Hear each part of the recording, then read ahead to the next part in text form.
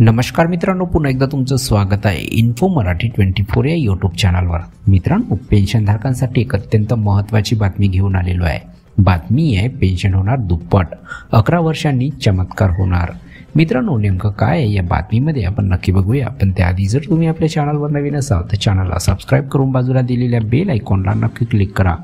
Video जर कामाचा आणि महत्त्वाचा वाटला तर व्हिडिओला लाईक करून आपल्या मित्रपरिवारासोबत नक्की शेअर करा।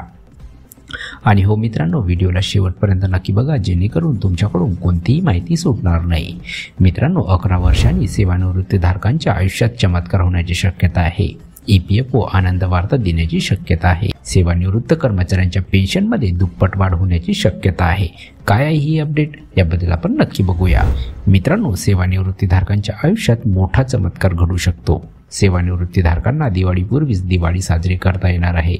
कर्मचारी भविष्य निर्वाह निधी संघटना म्हणजे EPFO कर्मचारी पेन्शन योजनेअंतर्गत EPS 95 किमान पेन्शन 1000 रुपयावरून 2500 रुपयापर्यंत करण्याची शक्यता आहे। याविषयीची मागणी अनेक दिवसापासून रेटण्यात येत होती। याविषयीच्या प्रस्तावावर 10 आणि 11 ऑक्टोबर रोजी बेंगळुरू येथे होणाऱ्या केंद्रीय विश्वस्त मंडळाच्या CBT बैठकीत चर्चा होण्याची अपेक्षा आहे। 11 वर्षात पहिल्यांदा पेन्शन वाढ। मित्रांनो, सध्या दरमहा 1000 रुपयाची पेन्शन सेवानिवृत्त कर्मचाऱ्यांना देण्यात येते। ही पेन्शन 2014 साली निश्चित करण्यात आली होती।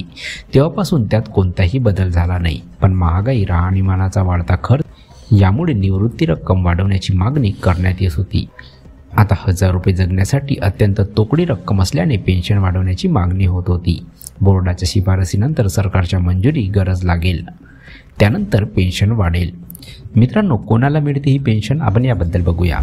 मित्रांनो, कमीत कमी 10 वर्ष सतत सेवा पूर्ण करणाऱ्या आणि 58 वर्ष वयाच्या व्यक्तीला पेन्शनचा लाभ देण्यात येतो। EPS अंतर्गत नियमित पेन्शनसाठी अशी व्यक्ती पात्र ठरते। ज्या सदस्यांनी लवकर नोकरी सोडली ते जमा झालेली पेन्शन काढू शकतात अथवा कमी पेन्शनचा पर्याय त्यांना निवडता येतो। मित्रांनो, EPFOने कर्मचाऱ्यांसाठी PF काढण्याचे नियम सोपे केले आहेत। तुमचा UAN सक्रिय असेल आणि KYC पूर्ण झालं असेल तर कर्मचाऱ्याला घरबसल्या ऑनलाईन PF काढता येईल। ऑनलाईन सेवेअंतर्गत क्लेम सेक्शनमध्ये जाऊन बँकेच्या तपशिलाची पडताळणी करा, त्यानंतर PF काढण्याची विनंती करा। OTP पडताळणीनंतर पुढील 7-8 दिवसात निधी थेट तुमच्या बँकेच्या खात्यात जमा होतो। मित्रांनो, आता ही प्रक्रिया काही दिवसातच इतिहास जमा होणार आहे, कारण या वर्षाच्या अखेरीस अथवा पुढील वर्षाच्या पहिल्या महिन्यात कर्मचाऱ्याला KYCची प्रक्रिया पूर्ण झाल्यावर ATM कार्ड अथवा UPI प्लॅटफॉर्मच्या माध्यमातून त्यांची PF रक्कम काढता येणार आहे।